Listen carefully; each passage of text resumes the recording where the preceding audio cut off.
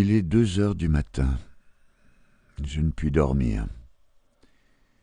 Il faudrait cependant que je puisse me reposer afin que ma main ne tremblât pas demain. Du reste, il est difficile de manquer son coup à 6 pas. Ah, monsieur Grushnitski, croyez-le, votre mystification ne vous profitera point. Nous changeons de rôle. À moi de lire sur votre pâle figure les traces de votre frayeur. Pourquoi avez-vous fixé vous-même cette fatale distance de 6 pas? Vous pensez peut-être que je vous abandonnerai ma tête sans la défendre? Mais nous tirerons au sort. Et alors? Alors, si le bonheur le serre, si mon étoile me trahit? Qu'importe, elle a servi assez longtemps mes caprices. Eh bien quoi? Mourir? Mourir ainsi? C'est une bien petite perte pour le monde. Et puis je m'ennuie bien. Je ressemble à un homme qui bâille dans un bal et ne va pas dormir parce que sa voiture n'est pas là. Mais la voiture est prête. Adieu. Je parcours avec le souvenir tout mon passé et je me demande involontairement pourquoi ai-je vécu. À quoi étais-je destiné en naissant? Ah, sûrement j'avais un but à atteindre. J'étais appelé à un sort élevé, car je sens en moi des forces immenses. Mais je n'ai point compris ma destinée, et je me suis laissé entraîner par l'appât des passions viles et ingrates. Du milieu de leurs flammes, je suis sorti pur et froid comme le fer, et j'ai perdu pour toujours l'ardeur des nobles enthousiasmes, la fleur par excellence de la vie. Et depuis ce jour, que de fois, dans les mains du destin, ai-je rempli le rôle de la hache. Comme le glaive de l'État, j'ai abattu des têtes sacrifiées, souvent sans méchanceté, toujours sans pitié. Mon amour n'a jamais rien sacrifié pour ce que j'aimais. J'ai aimé pour moi-même, pour mon plaisir personnel. Je n'ai satisfait que les étranges besoins de mon cœur avec cette fureur qui engloutit le sentiment et la tendresse, la joie et la douleur. Et je n'ai pu me rassasier. J'étais comme un homme mourant de faim, que son affaiblissement assoupit et qui voit alors devant lui des mets somptueux et des vins généreux. Il dévore avec fureur les présents insatiables de son imagination, et il lui semble qu'il est soulagé. Mais à son réveil, le rêve s'évanouit. La faim est là qui redouble et derrière elle, le désespoir. Et peut-être demain je mourrai. Il n'y a pas en ce monde un seul être qui m'aura compris entièrement. Les uns me croient meilleur, les autres plus mauvais que je ne le suis réellement. Les uns diront « c'était un brave garçon », les autres « un homme de rien ». Et l'un et l'autre de ces termes sont faux. Ah, quel ennui que de vivre! On vit tout de même, par curiosité. On attend quelque chose de nouveau. C'est ridicule et absurde.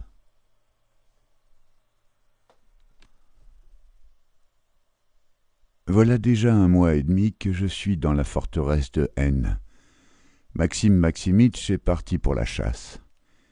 Je suis seul, assis auprès de la fenêtre. Des nuages gris couvrent les montagnes jusqu'à leur base. Le soleil, à travers les brouillards, ressemble à une tache jaune. Il fait froid. Le vent siffle et secoue les volets. C'est ennuyeux. Je vais continuer mon journal interrompu par des événements étranges. Je relis ma dernière page. C'est ridicule. Je croyais mourir, mais c'était impossible. Je n'avais pas encore épuisé le calice de la souffrance, et maintenant je pense que je vivrai encore, longtemps. Comme tout le passé est clair et profondément gravé dans ma mémoire, le temps n'en a pas effacé le moindre détail. Je me souviens que dans la nuit qui précéda le duel, je ne pus dormir 1 minute, et à peine pus-je écrire quelques instants. Une inquiétude secrète me dominait. Après m'être promené 1 heure dans ma chambre, je m'assis et ouvris un roman de Walter Scott placé sur ma table. C'était « Les Puritains d'Écosse ». D'abord, je dus faire des efforts pour lire, puis, charmé par ces fictions enchanteresses, je m'oubliais. Enfin, le jour parut. Mes nerfs s'étaient calmés, je me regardais dans une glace. Une pâleur sombre couvrait mon visage et révélait les traces d'une douloureuse insomnie. Mais mes yeux, quoique cerclés profondément, brillaient d'un éclat effrayant. Je fus content de moi. J'ordonnai de seller mon cheval, m'habillai et courus au bain. Je me plongeai dans une cuve d'eau de Narsana froide, puis bouillante, et je sentis mes forces physiques et morales me revenir. Je sortis du bain frais et vigoureux, comme si j'allais au bal. Après cela, dites que l'âme ne dépend pas du corps. En rentrant chez moi, je trouvai le docteur.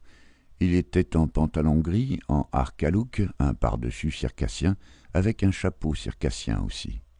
J'éclatai de rire en voyant cette petite figure sous cet énorme chapeau de fourrure. Son visage n'avait pas le moins du monde l'air belliqueux, et en ce moment il me parut encore plus petit qu'à l'ordinaire. « Pourquoi êtes-vous si triste, docteur ? Est-ce qu'il ne vous est pas déjà arrivé 100 fois d'accompagner des hommes hors de ce monde avec la plus parfaite indifférence ? Imaginez-vous que j'ai la fièvre jaune et que je puis mourir, comme je puis revenir à la santé, l'un et l'autre sont dans l'ordre des choses. Efforcez-vous de me considérer comme un homme atteint d'une maladie que vous ne connaissez pas bien encore, et cela excitera votre curiosité au plus haut degré. Vous pouvez dès maintenant faire sur moi d'intéressantes observations physiologiques. L'attente d'une mort violente n'est-elle pas elle-même une maladie réelle ? » Cette idée frappa le docteur, et il devint plus gai. Nous montâmes à cheval, Werner se cramponna aux rênes de ses 2 mains, et nous partîmes. En un clin d'œil, nous traversâmes au galop la forteresse, le petit village, et nous entrâmes dans le défilé au milieu duquel un sentier serpente parmi les grandes herbes, coupé à chaque instant par des ruisseaux bruyants qu'il fallait passer à gué, au grand désespoir du docteur, car son cheval s'arrêtait chaque fois dans l'eau. Je ne me souviens pas d'un matin plus bleu et plus frais. Le soleil montait à peine au-dessus des sommets verdoyants, et le mélange de la chaleur et de ses premiers feux à la fraîcheur mourante de la nuit répandait dans tous mes sens une suave langueur. La gaieté lumineuse du jour n'avait pas encore pénétré au fond du défilé. Il dorait à peine les pointes des rochers qui se tordaient de tous côtés sur nos têtes. Les arbustes qui s'échappaient de toutes les fissures du roc, agités par la brise du matin, nous arrosaient des gouttelettes argentées de la rosée nocturne. Je me souviens qu'en ce moment j'aimais la nature plus que je ne l'avais aimée jusqu'alors. J'observais avec curiosité chaque goutte de rosée tremblant sur une large feuille de vigne, réfléchissant 1000 rayons divergents. Avec quelle avidité mon regard tâchait de plonger dans les lointains vaporeux. Là, tout chemin paraissait plus étroit, les rochers plus bleus et plus effrayants, et semblaient enfin former des murs infranchissables. Nous marchions en silence. « Avez-vous écrit vos dernières volontés ?» me demanda soudain Werner. « Non. Et si vous êtes tué ? On trouvera mes héritiers tout de même. » Il est impossible que vous n'ayez pas quelque ami à qui vous ayez envie d'envoyer un dernier adieu. Je secouai la tête. Il est impossible qu'il n'y ait pas dans le monde quelque femme à qui vous désiriez laisser quelques souvenirs. Voulez-vous, docteur, que je vous ouvre mon âme ? Je ne suis plus, voyez-vous, à cet âge où l'on meurt en prononçant le nom de sa bien-aimée et en léguant à un ami une mèche de ses cheveux pommadés ou non pommadés. En songeant à une mort prochaine et possible, je ne pense qu'à moi. Quelques-uns ne font pas même cela. Les amis qui demain m'oublieront, ou peut-être ce qui est pire, répéteront sur mon compte Dieu sait quelle fausseté, Les femmes qui, en embrassant leur nouvel amant, riront de moi, afin de ne pas le rendre jaloux du pauvre défunt. Que Dieu soit avec eux. Au milieu des orages de la vie, voyez-vous, j'ai recueilli quelques idées, pas un sentiment. Et depuis longtemps, je ne vis que par la tête et non par le cœur. J'examine, j'analyse mes propres penchants et mes actions avec une scrupuleuse curiosité, mais sans partialité. Il y a en moi deux hommes, l'un qui vit dans toute l'acceptation du mot, l'autre qui pense et qui juge le premier. Peut-être dans une heure le premier vous dira adieu, ainsi qu'à l'univers. Le second. Regardez donc, docteur, sur le rocher à droite. Ce sont nos adversaires, je crois. Nous nous élançâmes. Au pied des rochers, 3 chevaux étaient attachés à des arbres. Nous attachâmes les nôtres également, et au bout d'un sentier étroit, nous découvrîmes une petite place, sur laquelle nous attendait Groutchnitski, le capitaine des dragons, et un autre second appelé Ivanov Ignatievitch. Je n'avais jamais entendu parler de sa famille. « Nous avons attendu depuis longtemps déjà, » me dit le capitaine avec un sourire ironique. Je tirai ma montre et la lui présentai. Il s'excusa en disant que la sienne avançait. Quelques minutes de pénible silence s'écoulèrent. Le docteur le rompit enfin en s'adressant à Groutchnitski. « Il me semble, dit-il, que vous vous montrez tous les deux prêts à vous battre et à satisfaire aux lois de l'honneur. Mais vous pourrez peut-être mieux faire en vous expliquant et en arrangeant la chose à l'amiable. »« J'y suis disposé, lui dis-je. » Le capitaine fit à Groutchnitski un signe de l'œil qui semblait dire que j'avais peur. Celui-ci prit alors un air arrogant, quoique jusqu'à ce moment une pâleur profonde couvert ses joues. Depuis que nous étions arrivés, c'était la première fois qu'il levait les yeux sur moi. Mais dans son regard on lisait une certaine inquiétude qui trahissait son trouble intérieur. « Expliquez vos conditions, dit-il, et tout ce que je pourrais faire pour vous, soyez persuadé que... Voici mes conditions. Vous rétracterez aujourd'hui en public vos calomnies et vous me ferez des excuses. Mon cher monsieur, je m'étonne que vous osiez me proposer de semblables choses. Mais que puis-je vous proposer hormis cela ? Nous nous battrons. » Je haussai les épaules. « Je vous en prie, avez-vous bien réfléchi à ceci que l'un de nous sera infailliblement tué ? Je désire que ce soit vous. Moi, je suis certain du contraire. » Il se tut, rougit et partit d'un éclat de rire forcé. Le capitaine le prit par le bras et le tira à l'écart. Ils causèrent longtemps à voix basse. J'étais arrivé avec l'esprit assez calme, mais je commençais à sentir l'irritation s'emparer de moi. Le docteur vint à moi. « Écoutez, » me dit-il avec une inquiétude visible, « vous avez sûrement oublié leur complot. Je ne sais pas charger des pistolets, mais dans cette occasion... Vous êtes un homme étrange. Dites-leur que vous connaissez leurs intentions, afin qu'ils n'osent pas, mais quelle idée! Ils vous tueront comme un oiseau. » « Je vous en prie, tranquillisez-vous, docteur, et laissez-moi faire. J'arrangerai tout de manière qu'il n'y ait aucun avantage pour eux. Laissez-les chuchoter. »« Messieurs, leur dis-je assez haut, cela devient ennuyeux. S'il faut se battre, battons-nous. Vous avez eu le temps de vous concerter hier. »« Nous sommes prêts, » répondit le capitaine. « Placez-vous, messieurs. Docteur, veuillez mesurer les 6 pas. »« Placez-vous, » répéta d'une voix de fausset Ivan Ignatievitch. « Permettez, » lui dis-je, « encore une observation. Comme nous voulons nous battre jusqu'à la mort, nous devons faire notre possible pour que ceci reste secret et que nos seconds n'aient aucune responsabilité. Êtes-vous de cet avis ? » ?»« D'accord, tout à fait. Aussi, voici ce que j'ai imaginé. Vous voyez bien au haut de ce rocher, presque perpendiculaire, une toute petite plateforme. Elle est à peu près à 60 mètres de hauteur, s'il n'y en a pas davantage, et en bas se trouvent des rochers aigus. Chacun de nous se placera à son tour à l'une des extrémités de la plateforme. De cette façon, la plus légère blessure sera mortelle. Ce sera conforme à vos désirs, car nous sommes convenus de nous placer à 6 pas. Ainsi, celui qui sera blessé tombera inévitablement en bas et se brisera en morceaux. Le docteur extraira la balle, et on pourra facilement expliquer cette mort inopinée par un saut mal réussi. Le sort décidera qui devra tirer le premier. Je conclus enfin en déclarant que je ne me battrais pas autrement. « Je t'en prie, » dit le capitaine en regardant avec expression Grushnitski, qui remuait la tête en signe de consentement. Son visage changeait à chaque instant.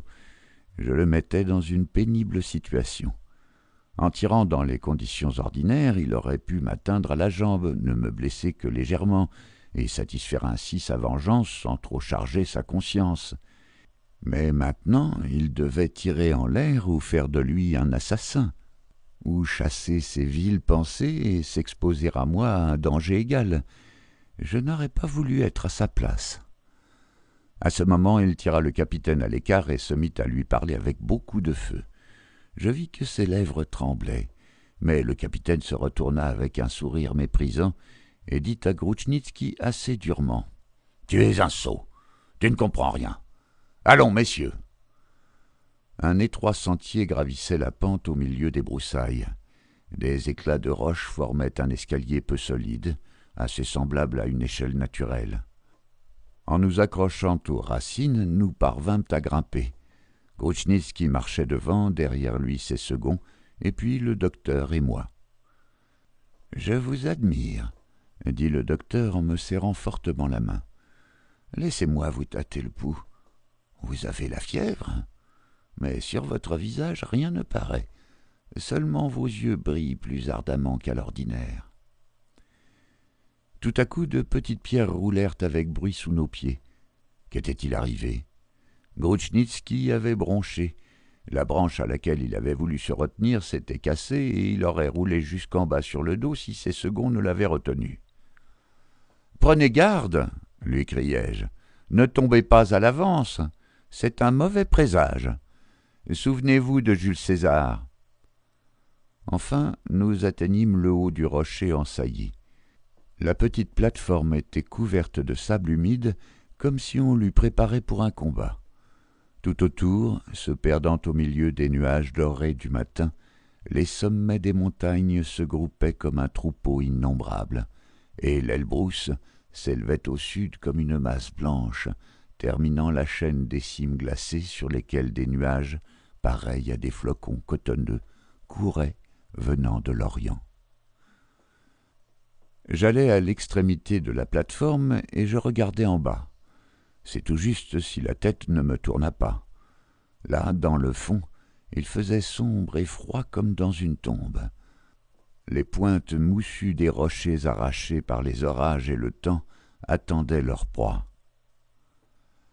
La plateforme sur laquelle nous devions nous battre formait presque un triangle régulier. De l'un des angles en saillie, nous mesurâmes 6 pas, et nous décidâmes que celui qui devait subir le premier feu se placerait à l'angle même, le dos tourné au gouffre, et changerait de place avec son adversaire s'il n'était pas tué. J'étais décidé à laisser tous les avantages à Grushnitski. Je voulais l'éprouver.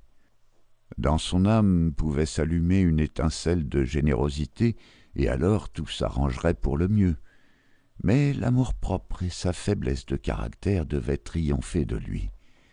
Je voulais me mettre complètement dans le droit de ne pas l'épargner si le sort me favorisait. Qui n'aurait pas pris de telles précautions avec sa conscience ? « Tirez au sort, docteur, » dit le capitaine. Le docteur prit dans sa poche une pièce d'argent et la jeta en l'air. « Pile !» cria brusquement Grushnitski comme un homme qui est réveillé tout à coup par la main d'un ami qui l'avertit d'un danger. « Face !» dis-je. La pièce tourna sur elle-même et tomba à terre. Tous se précipitèrent sur elle. « Vous êtes favorisé, dis-je à Grushnitski. C'est à vous de tirer le premier. Mais souvenez-vous que si vous ne me tuez pas, moi je ne vous manquerai pas. Je vous en donne ma parole d'honneur. » Il rougit. Il avait honte de tuer un homme sans armes. Je le regardai fixement un instant. Il me sembla qu'il allait se jeter à mes genoux et me demander pardon.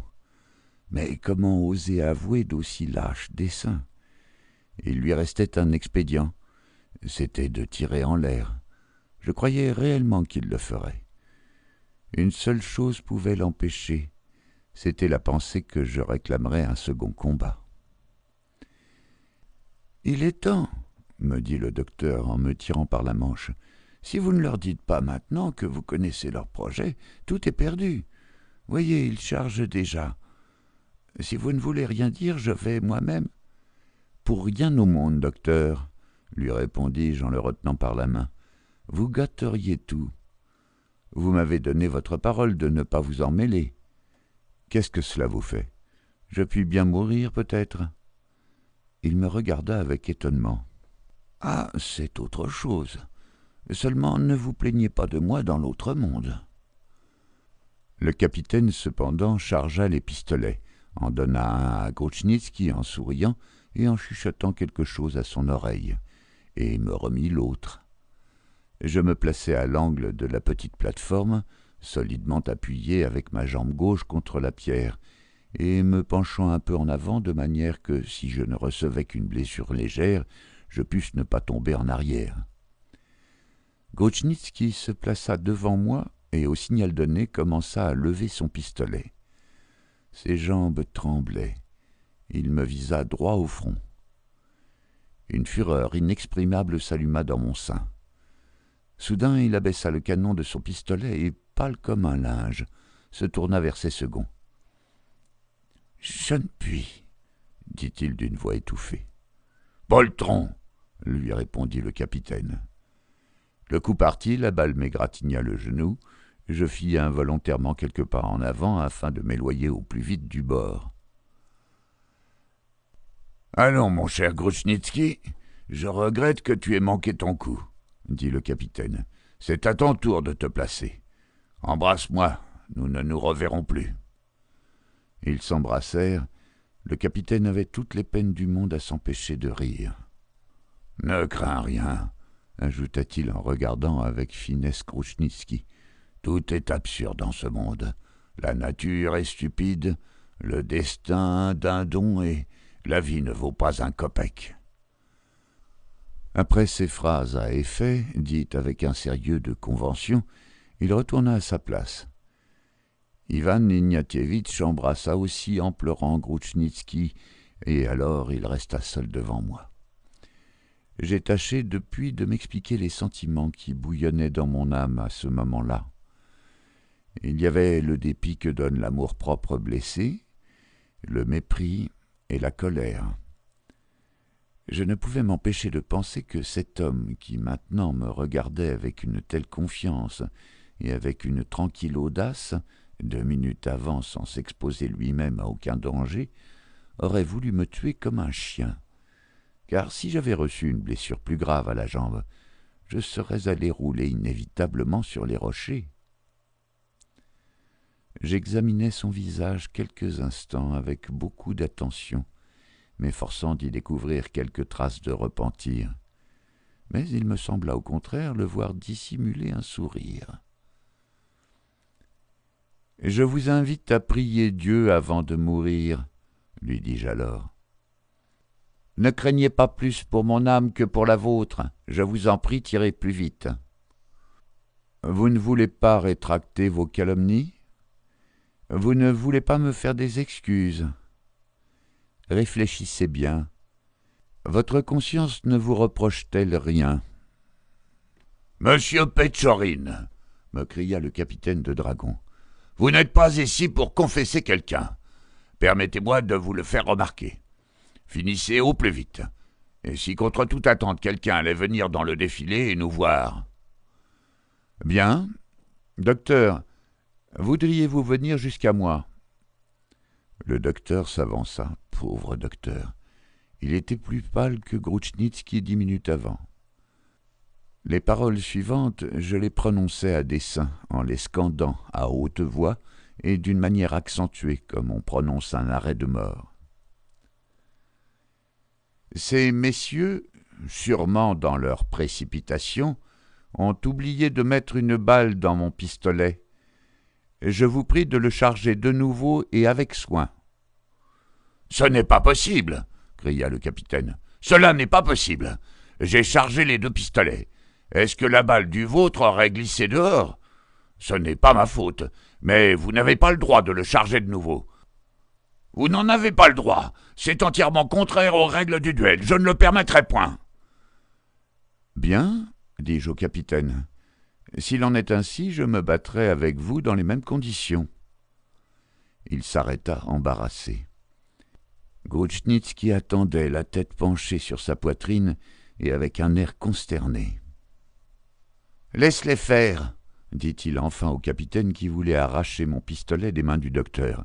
« Tu sais bien toi-même qu'ils ont raison. » En vain, le capitaine lui fit divers signes. Grushnitski ne voulut pas les voir. Cependant, le docteur chargea le pistolet et me le remit. En voyant cela, le capitaine cracha, trépigna des pieds et lui dit « Mon cher, tu es fou. Si tu te fiais à moi, il fallait m'écouter en tout. C'est ton affaire maintenant. Tu te feras tuer comme une mouche. » Il s'éloigna en marmottant encore. « Mais tout cela est entièrement contraire aux règles du duel. »« Grushnitski !» m'écriai-je. « Il en est encore temps. Rétracte tes calomnies et je te pardonne tout. Tu n'as pas réussi à me tourner en ridicule et mon amour-propre est satisfait. Souviens-toi que nous étions bons amis. » Son visage s'enflamma, ses yeux brillèrent. « Tirez !» répondit-il. « Je me méprise et vous déteste. Si vous ne me tuez pas, je vous tuerai la nuit dans quelque coin. Il n'y a plus place pour nous 2 sur cette terre. » Je tirai. Lorsque la fumée se fut dissipée, Grushnitski n'était plus sur la plateforme. Une légère colonne de poussière tourbillonnait au bord de l'abîme. Tous poussèrent un grand cri à la fois. « Et finita la commedia » dis-je au docteur. Il ne me répondit point et se retourna avec effroi. Je haussai les épaules et saluai les seconds de Grushnitski. En arrivant en bas du sentier, j'aperçus entre les pointes de rochers le cadavre sanglant de mon adversaire. Malgré moi, je fermai les yeux. Je détachai mon cheval et repris au pas le chemin de ma demeure. J'avais sur le cœur comme un rocher. Le soleil me semblait pâle et ses rayons ne me réchauffaient pas. Avant d'arriver au village, je tournai à droite et suivis le défilé. La vue d'un homme m'aurait été pénible. Je voulais être seul. Abandonnant mes rênes, la tête penchée sur ma poitrine, je marchai longtemps. J'arrivais enfin dans un lieu qui m'était tout à fait inconnu. Je fis faire volte-face à mon cheval et me mis à chercher mon chemin. Déjà le soleil baissait lorsque j'arrivai à Kislovodsk, épuisé de fatigue ainsi que mon cheval. Mon domestique me dit que Werner était venu me donner 2 billets, l'un de ce dernier et l'autre de Viera. Je décachetai le premier, il contenait les mots suivants. « Tout s'est arrangé, on ne peut mieux. Le corps est arrivé en bas tout mutilé. La balle a été extraite de la poitrine. Tout le monde est convaincu que sa mort est due à un malheureux accident. Seulement, le commandant, qui avait eu connaissance de votre querelle, a secoué la tête, mais n'a rien dit. Il n'y a aucune preuve contre vous et vous pouvez dormir tranquille. Si cela vous est possible. Adieu.